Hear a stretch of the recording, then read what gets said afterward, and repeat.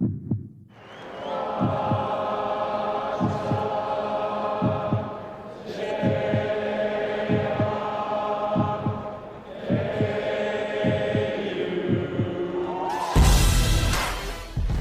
for three, and he buries it. Swish! Oh my goodness! Now Langford steals and dunks. He flies through the air. But how about Keith Langford? West guarding Langford in the lane to win. Bang! Keith Langford. All right, everyone. Welcome to another episode of Not Exactly Experts. I'm your co-host Fur with my co-host Rusty. Man, am I excited. We have an awesome guest on today that I'm super excited to introduce. So let me give you a little bit of tidbits here to introduce him before I say his name.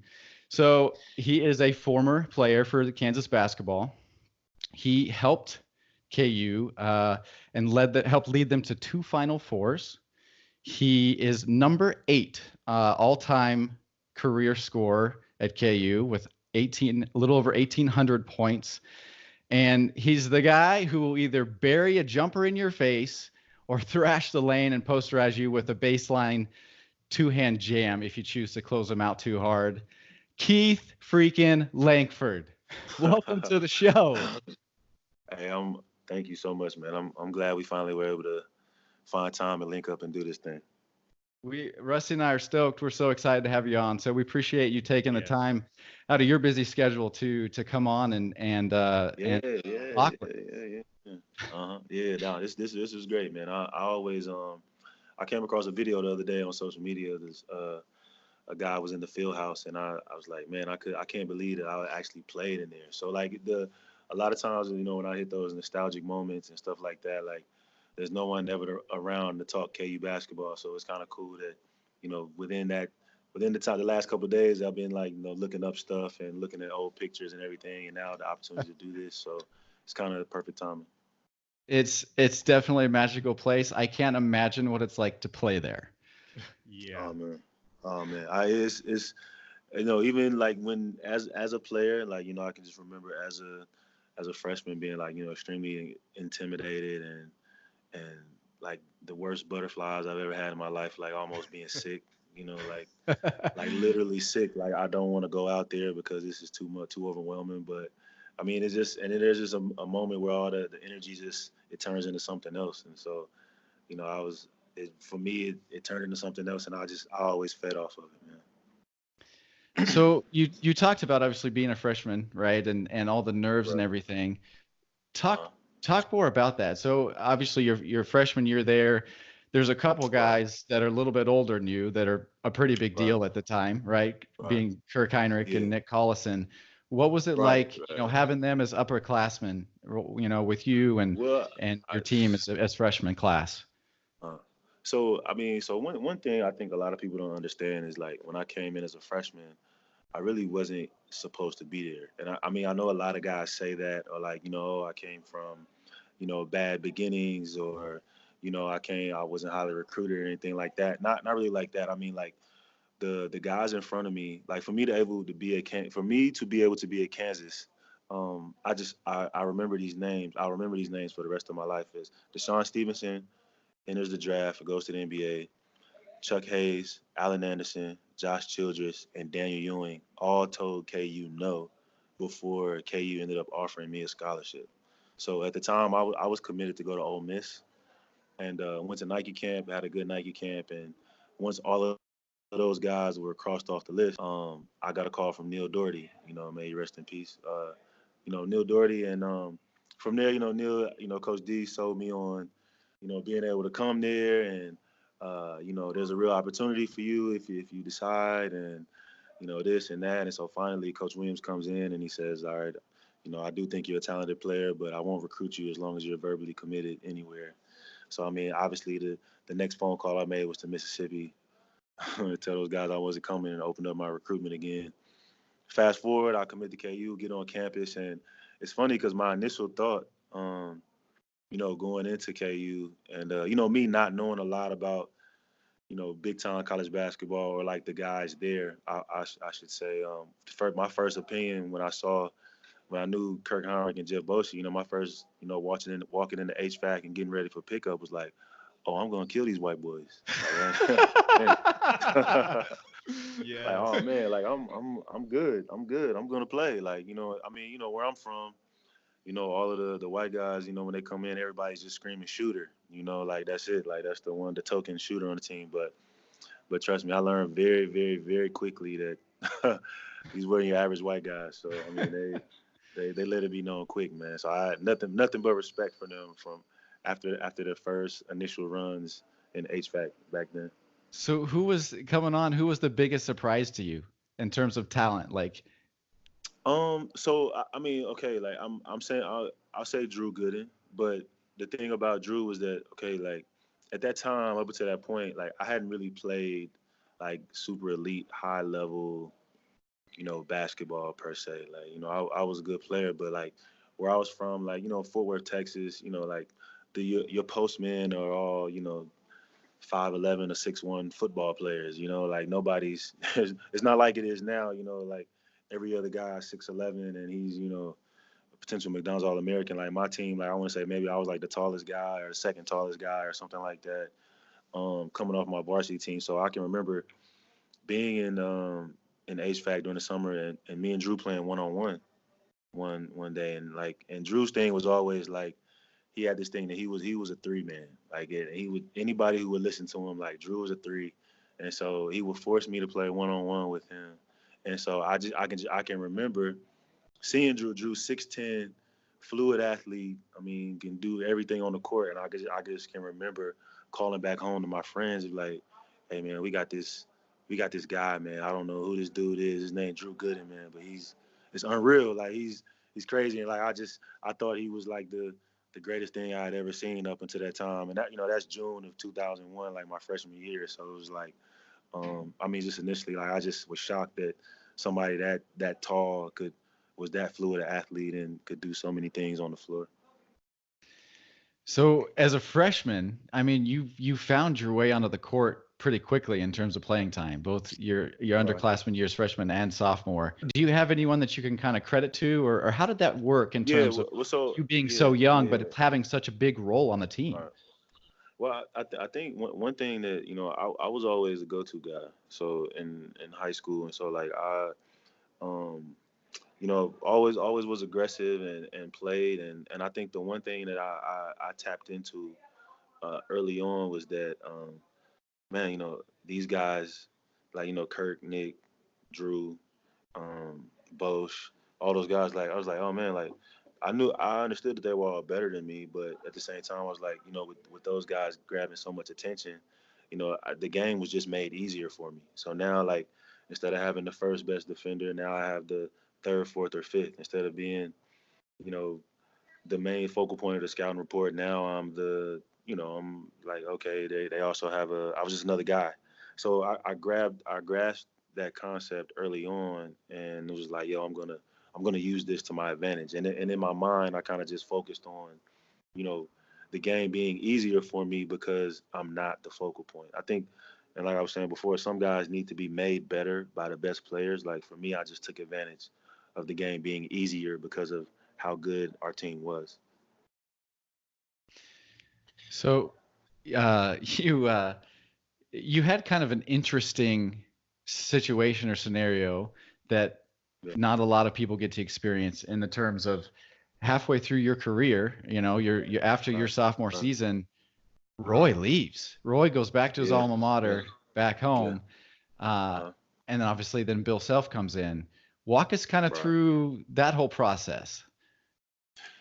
Yeah, well, so we lose to Syracuse 03, and I think Coach Williams is famous for having that interview at the time, where he doesn't give a what, about North Carolina. But what's interesting is like, so he never came in the locker room and spoke to anybody afterwards. I don't know if that was by design or if that was just the emotions of but I do remember him and Drew. And no, I take that back. He speaks after the game. I remember him and Drew in the locker room hugging, and and everybody just crying and being emotionally distraught afterwards because I mean you couldn't have told us that we weren't going to win. And so what I was trying to say was that after that night in the locker room, we didn't see Roy again until the day he told us he was leaving. So I can't remember exactly how much time it was in between the night in the locker room, losing in New Orleans, and then him making the announcement. But we're all sitting in and so the speculation has been on ESPN and everything like that, and so we're sitting in there, and the staff walk in, and he's got tears in his eyes, and I'm like, he's out, he's leaving, and then so he gives us the announcement. Next thing we know, later that day, he's landing in North Carolina, makes the announcement, and so the thing that was unfortunate about that was guys were just such different points in their careers. I think at that point, I wanted to talk to him about possibly leaving school. There were other guys that, just different points in their careers, and every year he always at the end of the year he had a meeting with the guys, and just this is the direction we're going to take. This is how you're going to improve. This is your pro prospects. I want you to go play with this traveling team this summer. This thing, and so all of those things were kind of left in the wind. Academically, Wayne Walden leaves and goes with Roy, and so academically it was kind of just guys were just kind of out there, and then all of a sudden, we're waiting, and it's like Mark Turgeon and it's Mark Few, and then all of a sudden it's Bill Self, and so everybody thinks it's a good it's I mean obviously it turned out to be a great hire, but I mean so Coach Self comes in, and the first thing Coach Self starts doing is just telling the group that's left is how great we are, because I think he understands at that moment that he needs some of these guys to stay over and make sure that this transition goes smoothly. And so, needless to say, it didn't. I mean, I think we ended up figuring it out at the end. We ended up getting to the Elite Eight, but I think that initially there was just a lot of, for lack of better words, a lot of shit to get through Mm-hmm. during that first summer and those first months and everything like that. It was just, in the back of my mind, the one thing that I didn't like about the whole process was that I just knew that we were essentially the guinea pigs of how this thing was going to go and how it was going to work. And I just, that fluidity and that continuity and that carryover that I love so much, that I saw and felt those first 2 years, I knew that was gone. And so, so my initial feelings of Coach Self coming in, I thought he was, a cool guy, funny, everything like that. But I really didn't think that it was the best thing for us basketball wise. So I know you've talked about, I've read before in the past, so you obviously had the coaching transition that, Right. for maybe lack of better terms, that blindsided all of you guys. Right. And then, new coach, new program, everything new your junior year, everyone getting used to kind of the new ways, right, of Bill Self.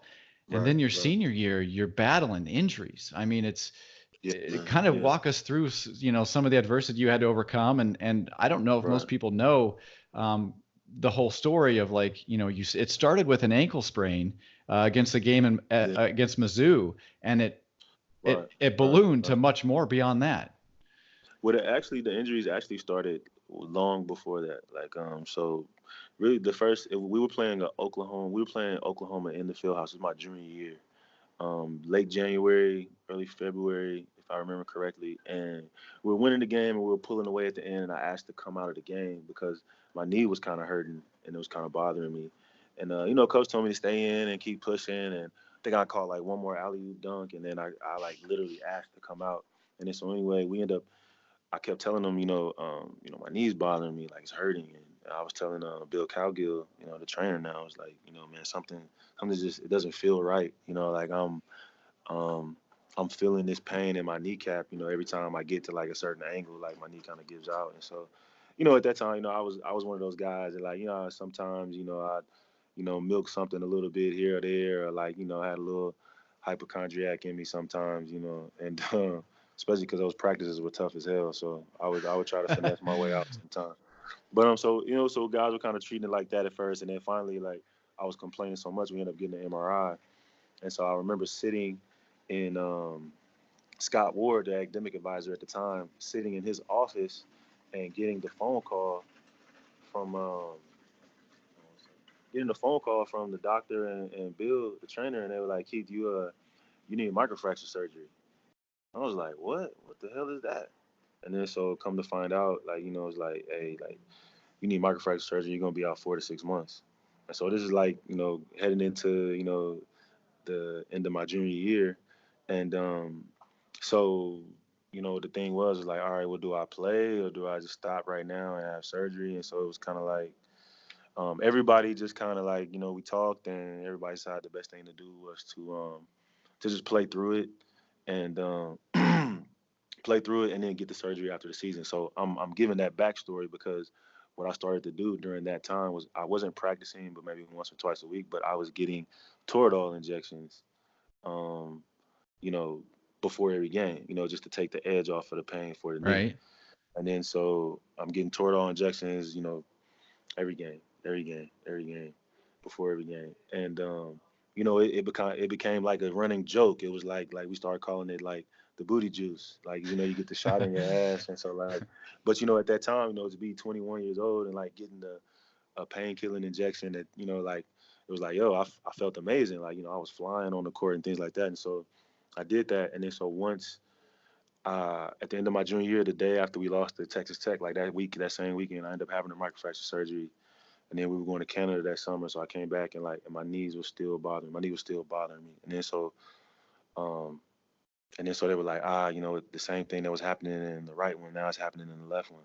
I was like, oh shit. So I had to go back in there and start doing it again. And so what a lot of people don't know is that like to get back into shape and to get going after having surgery, in March, I sit out the whole summer, try to play in Canada, and then that September I had knee surgery again. And then so to get things going and faster, we started doing the injections again. And then so like we were doing them and doing them and doing them damn near like all year. We were doing them and doing them. And then finally in the Missouri game, fast forward all the way to the Missouri game, I've been doing the injections all season. And we get to the Missouri game, I sprained my ankle. And so I already took my injection before the game. And then so my ankle was hurting me so bad. We went in at halftime and they gave me another one. And I'm saying this not in like, it wasn't anything malicious or anything like, oh, like they're trying to pump this guy full of something like to make him play. And it really wasn't that kind of thing. It was more so like, okay, like this is just something until, a means to an end. Until you can get healthy, until you can do the things you need to do. And Right. so so that was like, so I had always taken the injection before the game. So then I had another one at halftime. And then so, but it didn't work. Like it didn't take the edge off or anything. But I remember after the game, like my back was like killing me. I was like, oh, my back is it's on fire, man. I don't know. So like, but I was just kind of stomaching it. We take the ride back from Missouri to campus, and just and I wake up in the middle of the night and like my back's like is going crazy, and like I'm like literally like in tears, and I'm like crawling on the ground, and I call Bill Calgon. I'm like, yo, Bill, like, you got to take me to the hospital right now. And he's like, oh, Keith, it's in the middle of the night, man. Are you serious? Like, and so like and bless Bill's heart. I love Bill Calgon to death, but he's kind of like, oh, here goes Langford again. Like something's wrong, something's wrong. Like, but which I was which was kind of the story, because me and Coach Self during those times, like we had a lot of back and forth, and there was just a lot of times where like, I would try to get out of stuff, or there was conflict, or a little back and forth and here and that and this and that. And so anyway, so Bill's like, okay, meet me at the training room, and I'll take you over there. So, um, what ends up happening is I'm walking out of the Jayhawk Towers, like I mean I'm just like willing myself, and then like I literally like am on all fours in front of the Jayhawk Towers in the grass and driving. There was a football player that was driving. Lord knows where he was coming from at the time, but thank goodness he was coming back at that time. And I can't remember who it was. I want to say it was Charles Gordon. I don't know if a lot of guys remember that guy, but he was a really good football player for Kansas actually. So Charles, anyway, he's like sees me like Keith, hey, what's up? What's going on? Like you all right? And I'm like, hey man, I need a ride over to the training room. And so I mean, helps me get in the car and we drive over, and then boom, like go to the hospital, and then come to find out it was like allergic reaction, like my kidney function was like shutting down, like both of my kidneys were like going like crazy. And so I mean, obviously KU didn't want to report that, and so it was kind of like a gastrointestinal stomach thing that we were talking about. And so like, but it was awful. So I spent the week in the hospital and didn't wasn't able to use a restroom, wasn't able to eat, wasn't able to. I mean, it was horrible. So, but we figured it out. It was a reaction. Finally, my body, my kidneys, just couldn't take enough. It took too much, and that was kind of just that was the way it ended. So we get to the NCAA tournament, and the plan was like I still hadn't been playing or practicing. We get to the NCAA tournament. I missed the whole Big 12 tournament.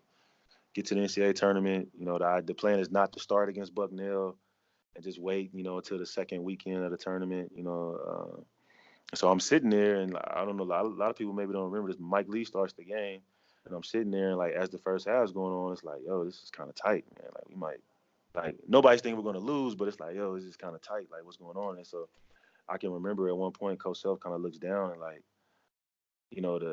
he didn't say it, but the look was like, man, this might be it. You might want to go in there. So like I go in, like not having practiced with the team at all, not having been around the team. I literally was like a day or two out of the hospital, and went and tried. I don't even remember what happened at that point, but I went out there, tried to play, and then we ended up losing. But I mean, it's just kind of like from that moment in January of my junior year all the way up until that Bucknell loss, it just kind of was like, I mean, just a roller coaster of injuries and MRIs and injections and meetings and emotional outbursts and all of those things. And so obviously like nobody wants the last year plus of their career to go that way, but unfortunately that was how it ended.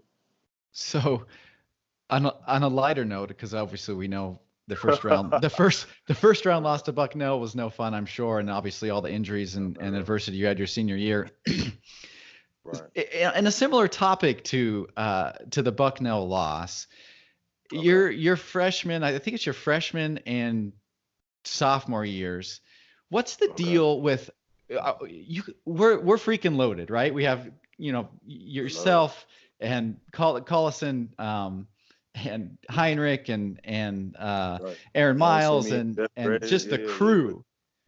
So you saw freshman and sophomore. Okay, right. Yeah. So what's the deal with these early round? Because I feel like it happens to KU every year. What is the freaking deal with these early round, like easy team, close games? Holy Cross, we almost lost two in the first round, and Utah State in the second round your sophomore year. Listen, I always felt like, yo, we got so unlucky because we got these, like Holy Cross, like I don't think people understand how good that team was. And like we would get these senior laden, tough, like just physical and like, I mean, guys that have like I want to say at that time, Holy Cross had won like every Patriot League game, and like they were just like this group that are like, I mean, and then the next year the Utah State guys were like, I mean, these were guys that like were top level D1 guys, but one guy transferred in, another guy got in trouble, another guy was like, I mean, so we just kind of got unlucky with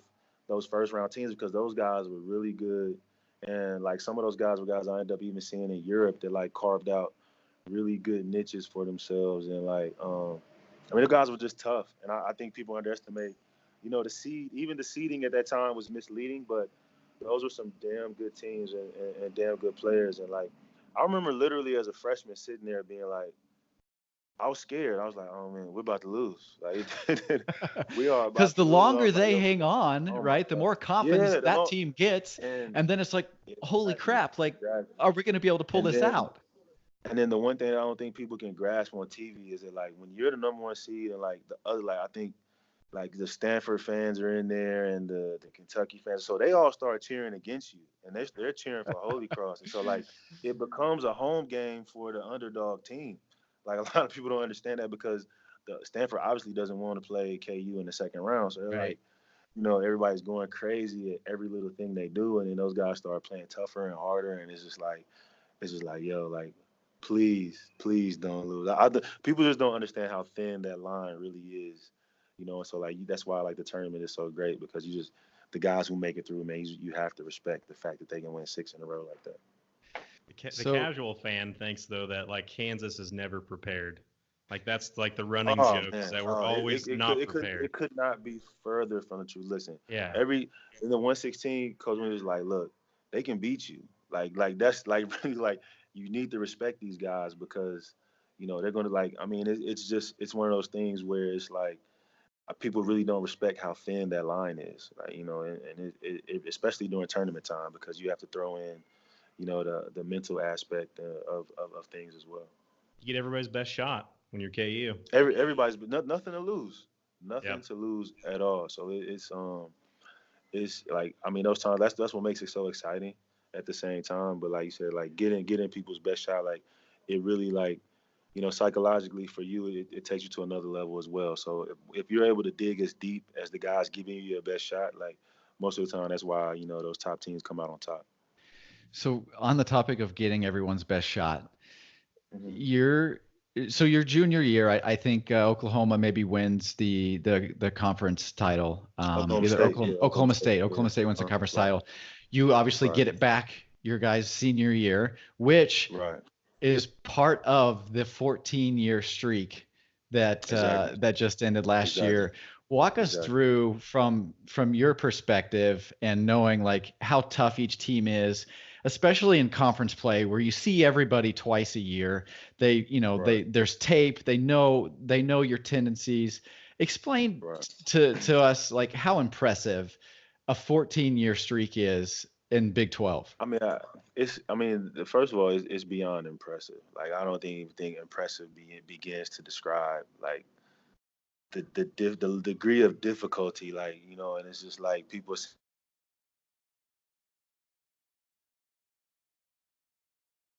Keith, are you there? sitting back home. There's nothing I can. Yeah, I'm here. There you Sorry. go. There's We nothing lost I you for can a really second. say. Oh, okay, sorry about that. There's nothing I can really say to make the casual observer grasp, how tough that is. But it's one of those things. First, I want to say that one of my biggest regrets, right up there with like not being able to, um, I won't say regret, but one of the biggest things that I wish we could have gotten done was to win it that third year, because we had won it 3 out of 4 years, and like looking Right. back on it, it's like, we could have gotten to 15 long, long before it really did. But I think, again, like um, with that change in coaching and that transition and everything, I think that had a lot to do with it. But um, go figure that it would take like Roy Williams leaving and the transition to Bill Self coming in, along with, a damn near 20-year gap for KU to not win the Big 12. But so the thing is, like, I thought my freshman year, like going 16-0 in the Big 12 at that time, we were like, oh my God, like this is like, this is something that, this is unbelievable. Like, everybody couldn't believe that we had accomplished that and did that. So like in our minds, like, that was going to be one of the greatest things ever done. But like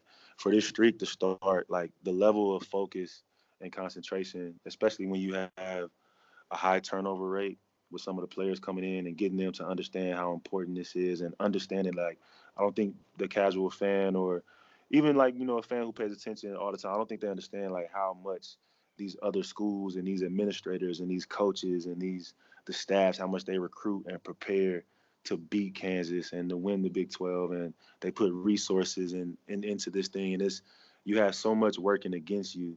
And I mean, so to do it year after year, it is you just can't take for granted. You can't take it for granted. So, but even with that being said, like I really makes me sick to my stomach that out of those 4 years, we didn't get it that third year. Is there anyone curious of from the guys you played with to past or present that you just keep in touch with? Or I mean, kind of, you've obviously been overseas. Is it a little more difficult to kind of stay in touch with some of the guys you played with, or how's that work? No, listen, I literally, I mean, 30 minutes before I got on this podcast with you guys, I was in a group chat. I'm in a group chat with Wayne, Aaron, Mike, and Jeff Hawkins. Nice. Like we have a group chat that we keep going. I mean, somebody finds a funny picture from a long time ago. There's an article or something that happened, and actually, we were just talking about. We were just, may he rest in peace. We were just talking about Andre Emmett, who was killed last night in Dallas. So I mean, we were just texting about that. So I mean, we're always in touch, and always like that freshman class, those guys that came in together. And that's usually how it is. Like, you're usually tied to the guys that you came in with. And but that doesn't mean that, like, obviously, like, there's been times that, I went to Nick Collison's retirement party, and I've been to, different events with different guys before. But But no, my guys, we stay in touch several times a week for sure. So I noticed, kind of looking back. So again, we've touched on this. You played with Heinrich and Collison and Aaron Miles and Wayne Simeon, but I've seen you post before that if you could make an all-time starting five, it actually doesn't include any of them. Does that still hold true? My understanding is that you went undefeated with a different group of guys. That's right. Brett Olson, Nick Boss, Steven Vincent, Christian Moody. That is the all-time pickup KU summer HVAC squad. And so you'll put U5 against any other five in Kansas history and say, bring it, boys. I'll put us that night. I don't know what happened. That night, I'll put us up against anybody you brought in. I mean, we cleaned up everybody from Jock Bond to Lester Earl to the guys currently on the team everybody got cleaned up that night. I mean, we did not lose the whole. I mean, it's still like it was one of the funnest moments I've had playing basketball, man. So those guys, big shout out to them. Like I love seeing those guys every time I come back. But for that night in particular, like I don't know what would happen the day before or the day after, but that night we were unbeatable for sure. Is there anyone that you didn't get a chance to play with, or either in a practice game or in a real game? If there's one person, who would it be that's played at KU that you'd love to be able to play with on the same floor at the same time? Okay, so that's two-part. Like, I mean, I feel two ways about that. One, I would say, I think it would, like, from a standpoint of how much I like this guy and his energy and his storytelling and his presence and his, like, everything he brings to the team, is Nick Bradford.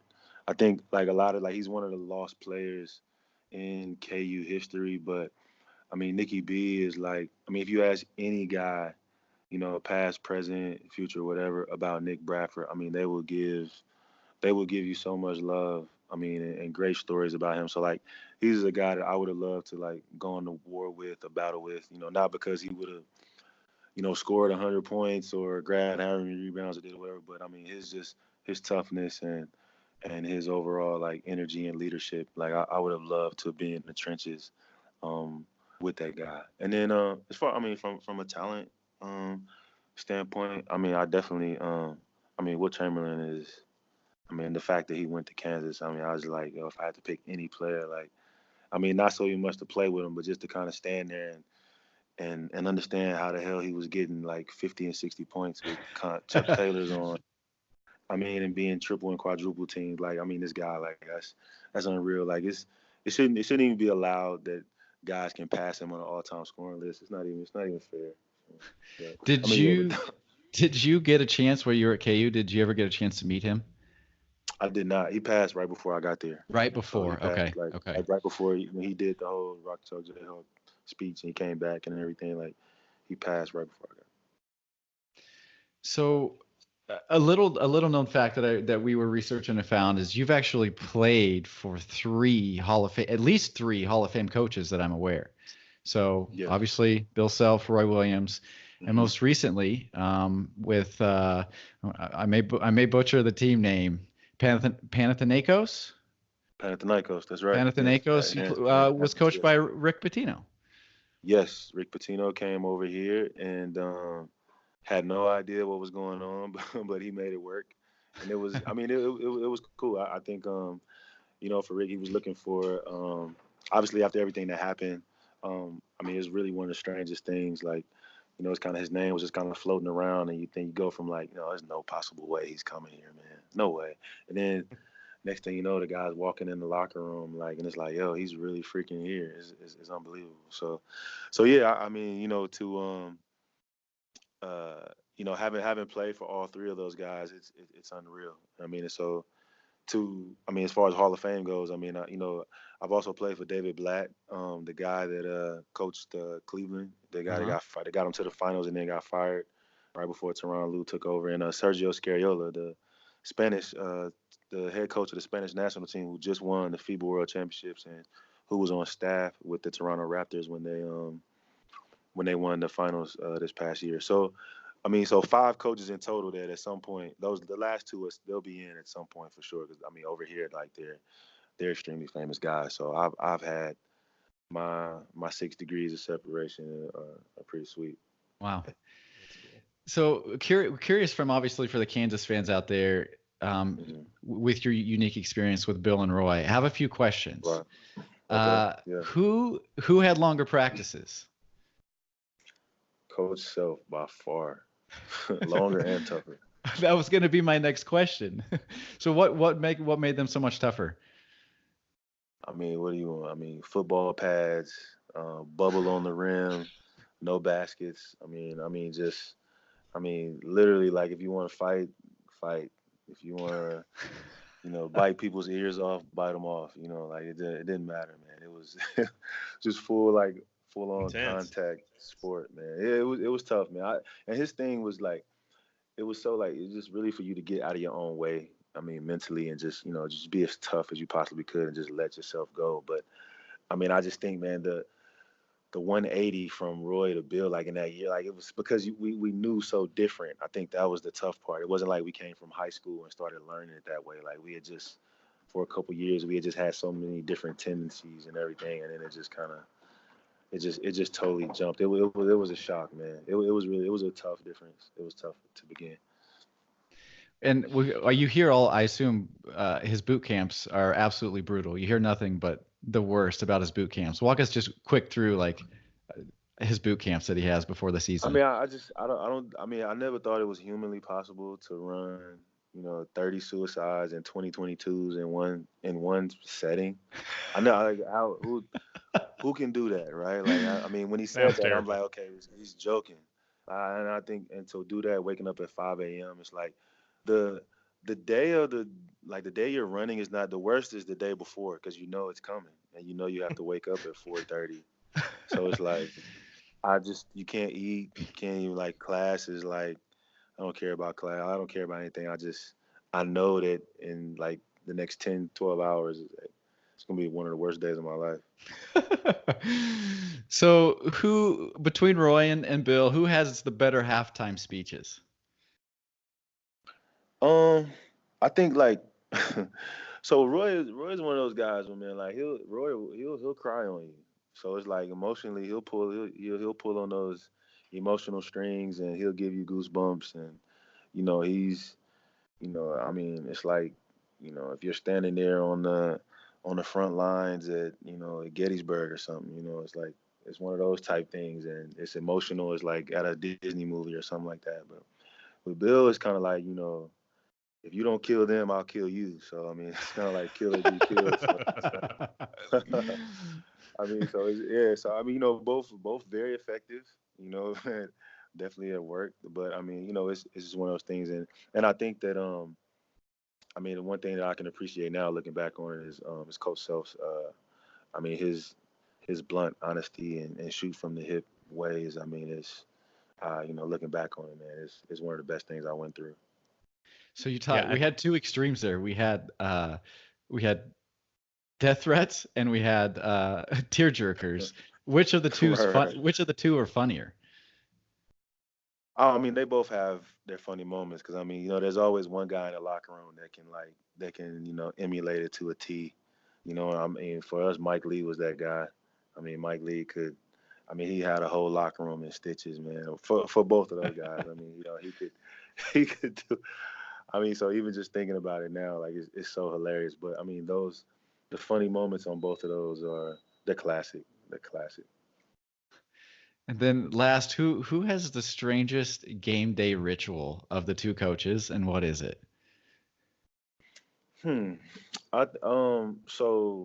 with one thing with Coach Williams is like I like he was always like in the coaching locker room. So like I never really never really saw kind of what he was doing or but there were other tendencies that I used to always notice. Is like if you ever noticed it, like when somebody's shooting a free throw and he's sitting over the sideline, he always adjusts his tie.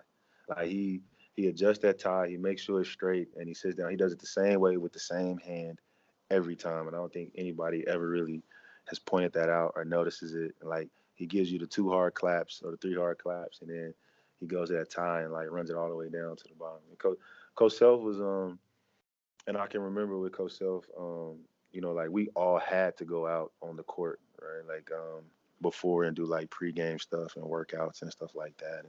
And so Coach Self, you know, I came back in the locker room one time and Coach Self, I didn't catch exactly what he was doing, but he was doing something back there. He was alone in the players' locker room. So like maybe I'll ask him next time like what he was doing. But it was just kind of like, oh, Langford, what are you doing in here? Like, you know, it was like, so he, whatever he was doing. So I don't know if he was getting ready to write on the board or whatever, but there was always a time where like he had his own private time to himself in the player locker room.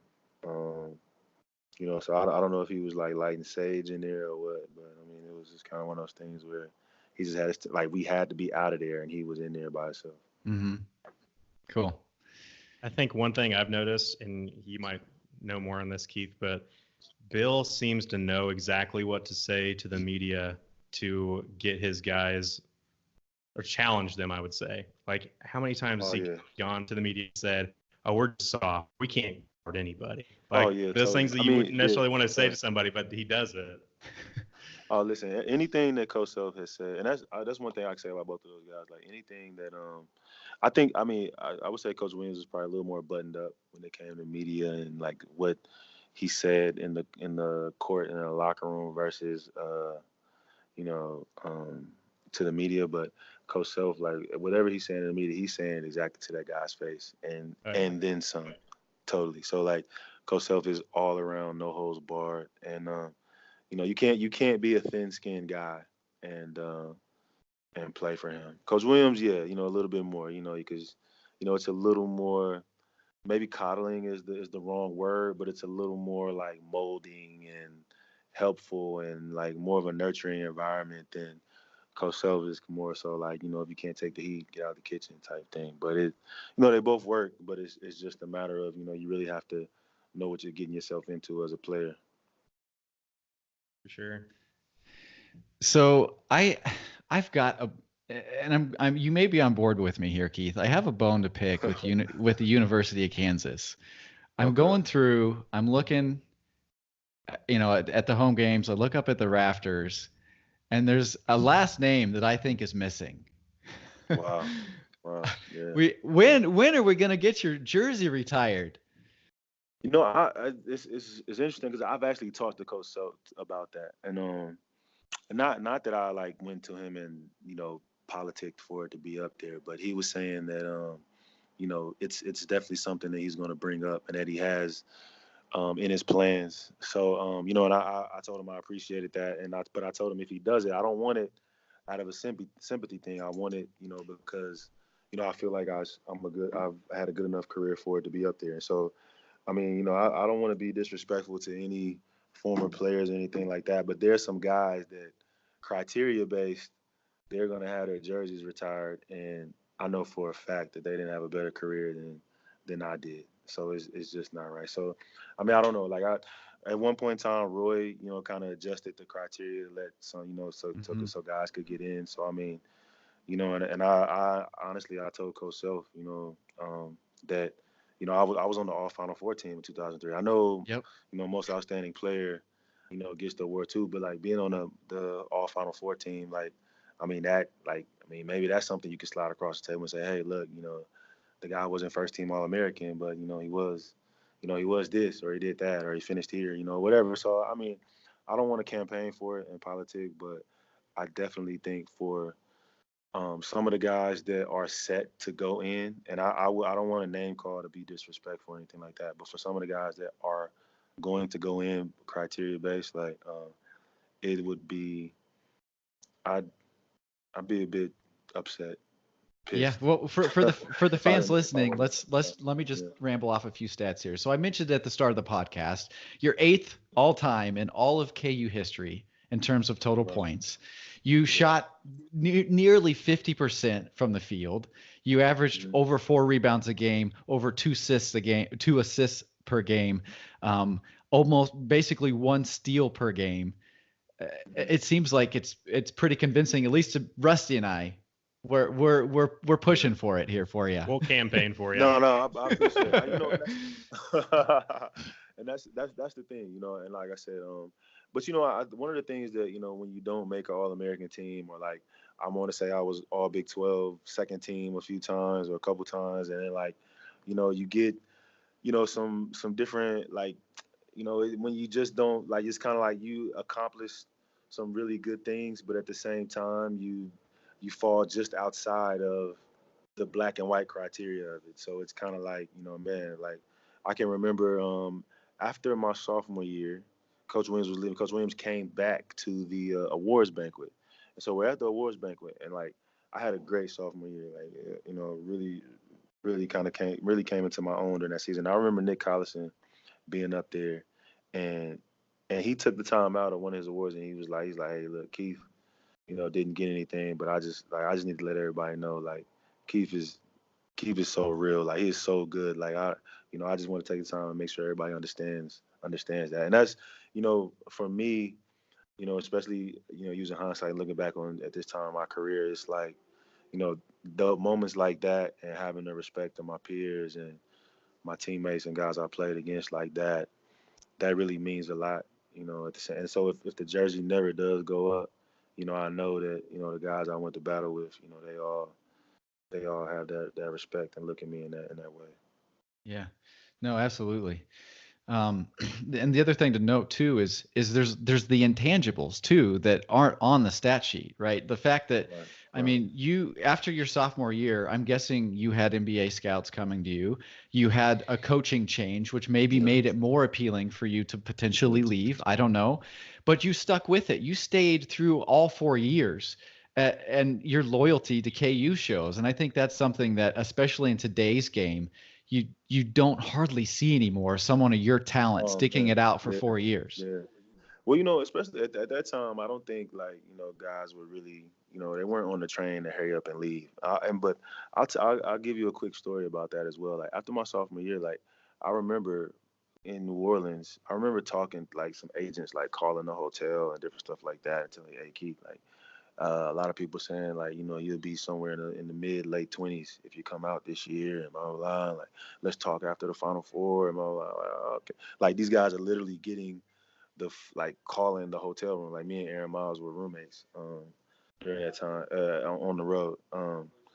And so these guys like they're calling the hotel and it's like yo, and like I can remember me and Jeff Graves talking. It's like yo, if we win this, like we coming out, man. Like we coming out. So like, and I just remember telling everybody, like everybody pretty much like knew that like okay, we win this, like Keith and Jeff are like leaving or whatever going. And then so once Roy ends up leaving, I just told everybody like yeah, like I'm out too. Like there's no point.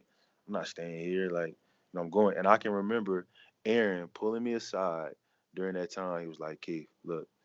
He's like man, don't go. He's like don't leave. He's like stay here. We gonna come back. We're gonna win this next year together, and then we all leave at the same time. And I was like, I said, that's how you feel?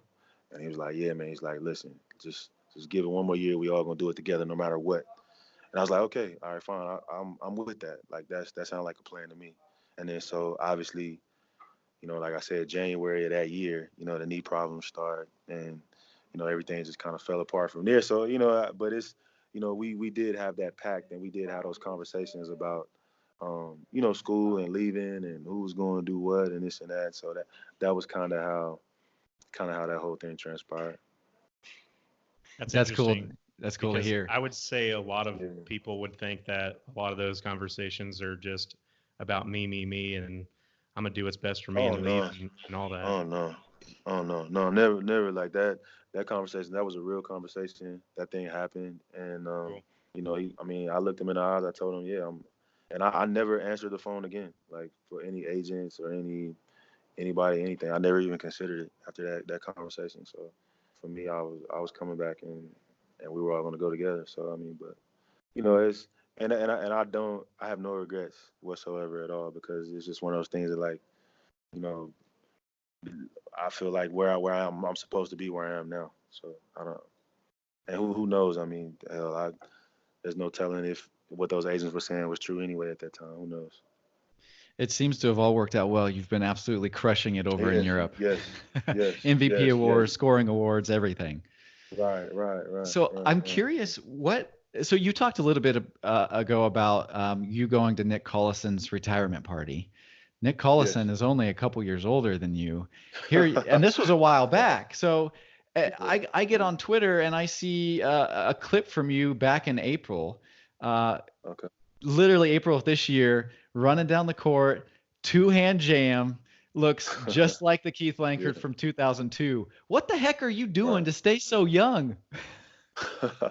Well, I think one of the things is that I have like there's been so many advancements into how to take care of your body and investments and investing in your body. And so I've hired a trainer. I have a trainer that travels with me year round.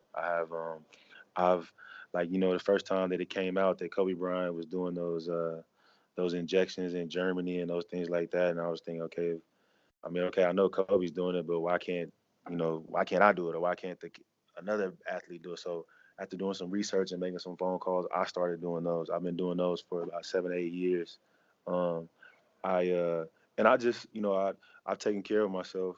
My body, like food and eating, and I've just really just made this my lifestyle.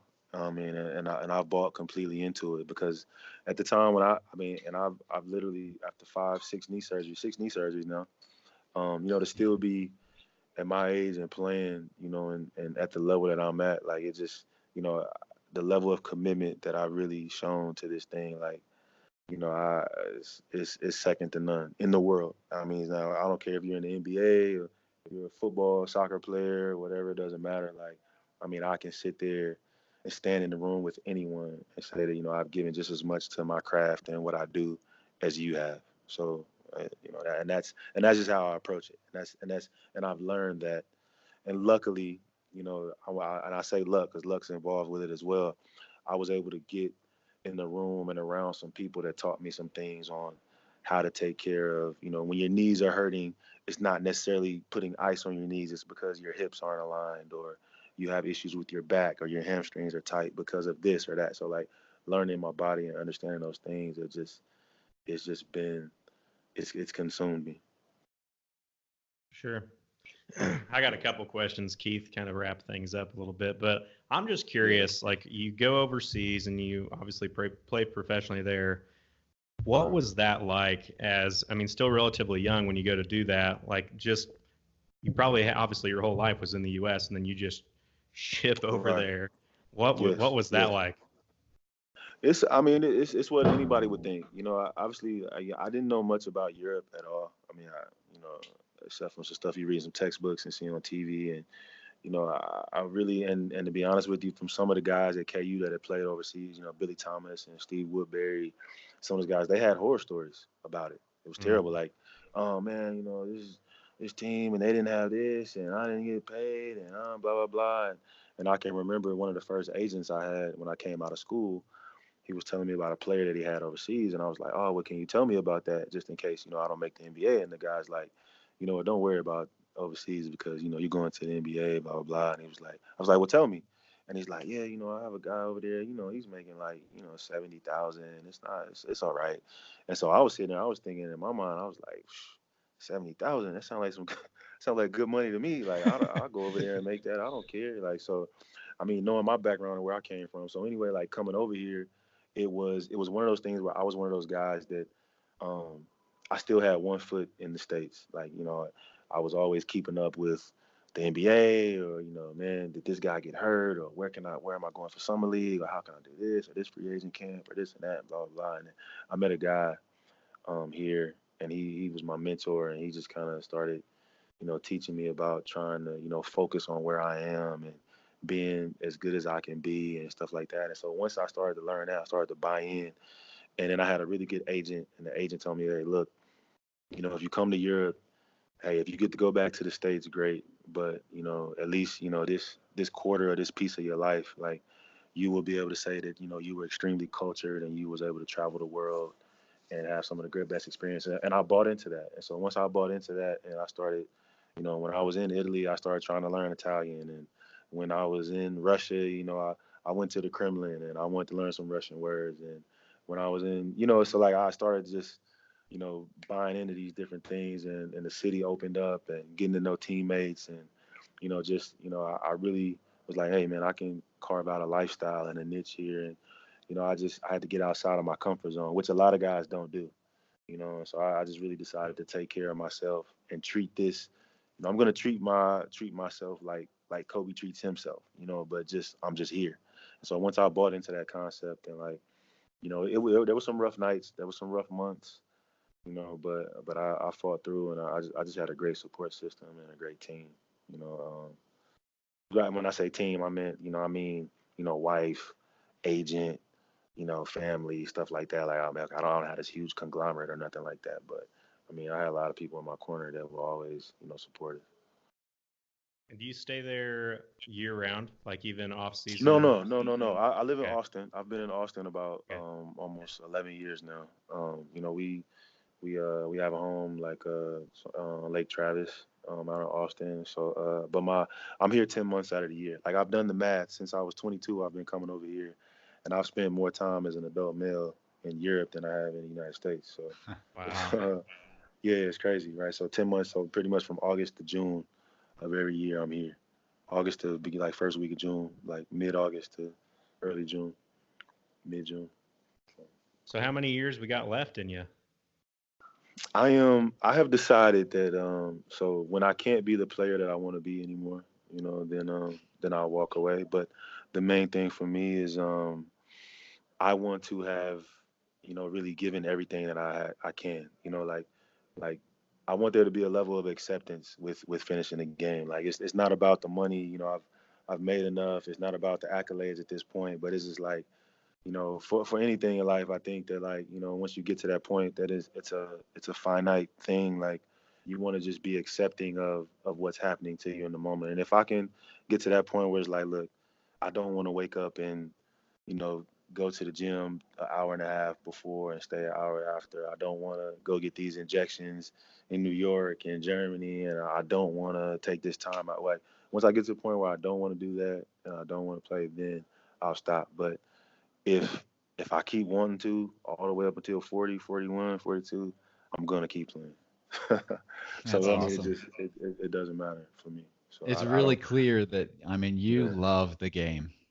Oh, I do, man. And I know that. And once you get to this age, especially with something like basketball, like, you realize that once it's over, it is over. Like, there is no coming back. So, for me, like, I have just given, like I told you before in my answer, like, I've just given my very being to this thing. And a lot of people would think that, like, okay, well, overseas, like, but in anything in life, like I said, it doesn't matter if it's your podcast, if it's your overseas basketball career, if it's your NBA basketball. Once you give your very being to something, like, it's like it's a mental Part of you. piece, like, that, you can't get anywhere else. Right, yeah, exactly. That's awesome. Well, speaking of Thank you. post basketball, so after your Right. playing career, do you have any Yes. idea what you're going to do? Are you going to coach? What do you want to do? No. I mean, coaching, like, 'cause I'm really done with I like, once I'm done, like, I mean, my son is 6, my daughter is she's 1.5. So I first few years, I just kind of want to lock into, like, what they're doing and what their interests are, and just kind of be around them, because they've made a lot of sacrifices. They've been in Russia, and they've been in China, and they've been, so I just want to take time and be with them. But really, my focus is going towards so, like, just to explain it as quick as I can, in the NBA they have rookie transition programs. So, like, anybody who's just coming into the NBA for the first time, they go and they have this course, and they teach them about the finances and the lifestyle and the adjustments for your life changing, and from A to Z. But Right. there's nothing like that for Europe. So guys coming out of college for the first time, guys coming from the G League, and even guys coming from the NBA for the first time to Europe, they all really don't understand that transition, and there is no platform for them to go to and have and understand the differences in currency, the differences, every simple things like voltage, and the outlets, and just the game is different, the dimensions, the footwork, all the whole concept of how things work here. And so right now, I'm working. It's in the early stages, but I've had some conversations and made some contacts with some guys in the G League, and hopefully we can get. We're working on getting the NBA Players Association onto it, and like putting together like a coursework type thing, or like a small like seminar type thing, or like an international transition for guys coming over to Europe for the first time. And we're kind of going to try to set it up in Las Vegas during the summer, when Summer League is happening, where it's a point in time where a lot of guys know, like, hey, I'm either going overseas or I'm going to the NBA, or, I'm going to the G League or this or that. So it's kind of like a whole conglomerate of overseas teams, coaches, NBA teams, coaches, scouts, agents, all of these things. So like all during this time, the NBA teams and the G League and the teams we're gonna try to find a way to carve out like time where those guys that they know the certain percentage of them that aren't going to go to the NBA, that are going to go to Europe, they're going to be, we're going to be able to sit down in front of them and meet with them and have this whole like slideshow and guys talk and, and understand and kind of help put them. So that's kind of what I'm floating and Cool. going towards now. So. That's neat. All right. I got one more KU question for you. Let's do it. It has to deal with rivalries, which for the fans is like everything, right? So it's been weird, obviously, because, we grew up and we hated Missouri, for good reason. And then Missouri leaves the conference and now, we still hate them. But obviously KU fans growing up now, they don't see it. They don't know it. Their probably biggest hated, team would probably be K-State. Who was your biggest rival, or like who did you just hate to play when you were at KU? I learned it from the OGs, man. So I like once I got there, I got all of the stories from, Nick, Kirk, Drew, and even not even those guys, Chris Zerbe, Brett Ballard, Todd Kappelman, like all of these guys, like they all had Mizzou stories, and it was just like from the jump, it was like, hey, Missouri, like this is what it is. And so like I don't care, how many times K-State does whatever, or how many times you play K-State, like it'll never live up to what Missouri was during that time, man. That's just, I just, and it was ingrained in me from the jump. And then once I played in the last game in the Hearn Center, and and just, and a lot of people don't remember David Padgett hitting that shot to kind of, close it down. But I just, there's the fact that like that just doesn't exist anymore. Like, the KU purists, it irks them. Trust me, all of us. Like we all feel some type of way about that for sure. But it's Missouri. It's not even close. So I feel like there's between like KU and MU fans, or K-State and KU fans, there's definitely this, like Rusty mentioned, almost this hatred. Was there like was it pretty rough from a player standpoint, like player to opponent player, or did you guys just really want to beat them? Did you guys actually get along kind of behind the scenes, or how did that work? There were a couple times, like, Arthur Johnson and Ricky Paul, then like there were kind of times where we were at Nike counselors at Nike camp during the summer, and like it was like, hey, what's up? But it was almost like, like, you're not bad, but I really can't go there with you. Like it was, it was that kind of feel. You might share a laugh, and it's kind of like, you kind of sit there and you chuckle a little bit, and then you reel it back in because you're like, yo, like I really, you might be an all right guy, but I just, I can't jump out there like that. Like if they see me giving you that before after the game, I'm dead. So, we had a couple cool moments like during the summer and stuff like that, but it really, and there was never anything. So I know you guys got to go, but I got one like conspiracy theory Missouri story. Let's hear it. Yeah, take all the time you need. So my second or third year out of school, I had a call up to the San Antonio Spurs, and so I got the call up to the Spurs, and anyway, the Spurs ended up cutting me, and so after I got cut by the Spurs, I got an offer to come and work out for the Denver Nuggets. So the Denver Nuggets bring me in, and I go in there. I work out. I have a really good workout. I sit down and after the workout, they actually brought in some of their young players to work out against me. We play 1-on-1, and we go through this whole workout. And I just killed it. And I was really confident. I just came from the Spurs, and so I was like, you know what? And, my agent was like, man, look, everything looks good. Like, man, this might be it. And so we're like, all right, okay. So that night after the workout, I go to dinner with the general manager. His name is Mark Workington. And Mark Workington is famous because, he had a really good run in Portland, and he was the guy who brought Allen Iverson from Philly to play with Melo and Denver and everything like that. So we're sitting there, and at the dinner, and Mark Workington's like, Keith, like, man, he's like, you've done a good job, and we like you, and man, I think we're gonna get this done. And I come from the dinner, and I'm like, my agent at the time, his name is Mike. I'm like, Mike, like, Denver's gonna be calling you for sure any minute. It's gotta go through. Like, I just sat down with the guy. Like, he says that, he said everything he wanted to say, gave me all these props, and he's like, they need a guard, blah blah blah blah blah. And then so, come to find out, so it, for whatever reason, it doesn't go through. Like, it literally falls off the face of the earth. And I'm like, so at that time, I had an offer to go to Italy, and I was like, to finish the season for the last like 2 months. And I was like, really? Like, Denver just never called you? Are you serious? And he's like, man, yeah. It's like, it's crazy, man. They just stopped answering the phone. He was like, it's unbelievable, man. It's like, and I was like, wow. So anyway, all the disappointment, I take the job in Italy, and so that the time it comes back around, and the summer comes back around, and Denver offers me to go play in the summer league with them. So I'm thinking like, damn, y'all offered me to play in the summer league, but I had a dinner with the guy, and like, you were gonna call me up to finish the season. I was like, what the hell? And then so I go to Denver to work out. We go to Las Vegas for the summer league, and into the freaking gym walks Josh Kroenke. And I'm like, where have I seen this guy before? I've seen this guy. Like, well, who is? I said, man, he looks really familiar. And then come to, like, I said, and then so I'm thinking, I'm like, that's it. He played for Mizzou. And to come to find out, now this guy he's the freaking president of the Denver Nuggets. And I was like, and I was like, yeah, he was number 15 from Missouri, and he was a senior my sophomore year, the year that we shut down the Hearn Center. Well, my junior year, he was a senior, shut down the Hearn Center. He's on the team. No, actually, he wasn't in that game. He was a senior my sophomore year, the year and we beat them. But I remember him being on the team and playing. And when I saw his face, I was like, he's the president of the team. And I was like, and when I told him, I said, yo, I know why they just stopped calling. He did not want a KU guy on his team, man. He didn't want to be there. Like, His I swear, like, that has to be it, man. Like, so I mean, to this day, I mean, okay, so I ended up playing summer league with Denver, but at that time I had played so well.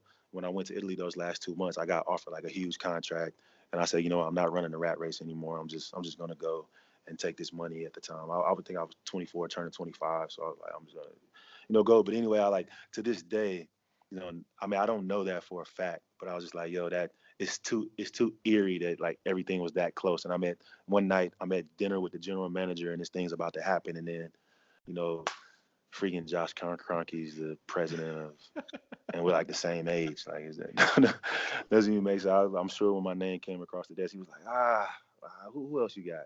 Who else? Is there anybody else you got? Keith made us go 1-8 against KU when we played him. He's like, I'm not taking Keith. Yeah, there was something there, man. I still, is there a KU guy on the roster? I would like somebody to do the research on that. We need to look into that. We'll look into that. See if they have any KU guys on the roster. Even within the last 10 years. I mean, I would. Okay, no, Darrell Arthur was there. Darrell Arthur was there. He was there. Yeah. You're right. Shady was there. So okay, one. He finally made an exception. Wow. Anyway, yeah. So I mean, that's my one conspiracy theory Mizzou story. I got one more question. I remember us talking about this. Me and Fur were talking about it before we came on. The big question every time basketball comes up is, who is the GOAT? Is it LeBron or Jordan? And maybe you think it's somebody else. Maybe you think it's Kobe. Who would you say is the best of all time? Listen, Kobe's automatically disqualified because Kobe, like, I mean, this is a testament to how great Michael Jordan is, because he totally emulated everything that Michael Jordan did, like from the way he walks and chews his gum and does his interviews and everything. So it's a testament to Michael Jordan, that like the fact that if you try to copy this guy, it can get you 5 championships and all this other stuff and this and that. So I think Kobe's disqualified because he's not the original. And with LeBron and Mike, like, it's really not even close. Like how much better Michael Jordan is than LeBron James.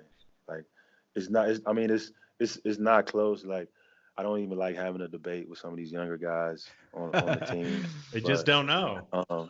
They just don't know. And my thing, the one separator is that in the, like, okay, the stats and everything like that. I mean, you can compare and analyze and analytics and everything like that. But I just think that there was never a time, like, mentally where you saw Mike break, or he never had these moments where you were like, man, I don't know, like, what is he doing, or why is he acting like that, or what's going on? And, like, no disrespect to LeBron's greatness or anything, but I just think, mentally, from a standpoint of just accepting what's going on, not pointing blame, making the best of what he has going on, and improving everything around him and lifting up everybody, and no excuses. I mean, this guy's the epitome of that.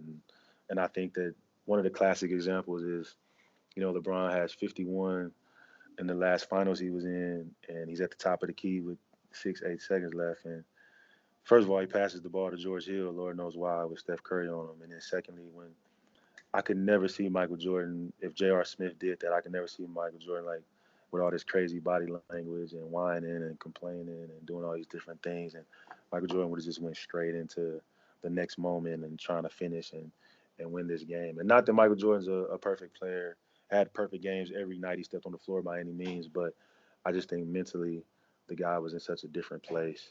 I mean, it's not even close. And there's so many examples of it, from his interviews to, just how he carried himself. And I mean, it's on another level, man. So all those stats and everything, those are cool. I love stats. Like, I mean, I've won top scoring trophies and first team this and that before too, but that's something else. He has something that LeBron can't. Yeah, I'm glad. I think we all agree on that. Yes, right, yes, we do. Yeah. Right. Well, Keith, Awesome, it's been a pleasure. Obviously, thank you so much for coming on and taking time out of your busy schedule to sit down and chat with us. It really speaks to the type of person you are and the quality individual you are. So hopefully you can make it back to Allen Fieldhouse soon and experience. I will. Yes. Perfect. I plan on it. I have a Wingstop restaurant that's there. So, like, I mean, I made sure, like, I'm keeping some roots, like, and keeping, like, my feet in Lawrence. Like, Lawrence is definitely going to be a part of my life once I'm finished playing. And I just want to say too that this podcast, and whether it's followers on social media or anytime, that I don't know any other place.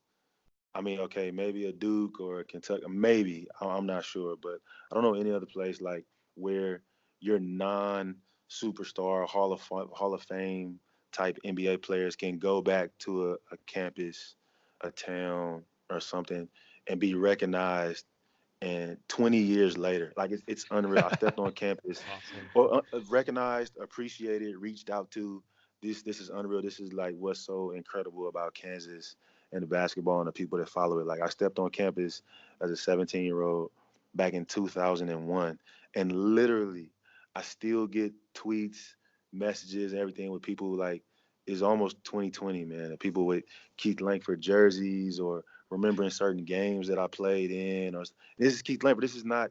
I'm not Paul Pierce, right? Like, this is almost 20 years later, and, like, I'm just, my jersey's not retired. I'm a guy, that went there. I mean, so whether I was a good player, I mean, great player or not, or what those things, like, that is what makes this place so freaking special, man. That, like, I mean, you just literally are never forgotten. Like, if you give what you can to the school, like, you're always appreciated. And that, to me, that's more than having your jersey retired or any accolade or anything like that, man. This is it's unreal, man. And it really is appreciated, especially now that, looking back on my career for so many years.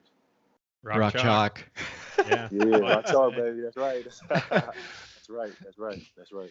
Well, we'll start campaigning for you on Twitter and Facebook or wherever we got to do to get your jersey retired. I'm all on board. Hey, let's do it. I'm on board. I appreciate it. I'm on board too. I mean, it's definitely something. I'd be lying if I said I didn't want it. And, if it happens, like, I mean, man. So if we can get it done, let's do it. So, Let's get it done. Hashtag Langford to the rafters. To the rafters. Let's get it.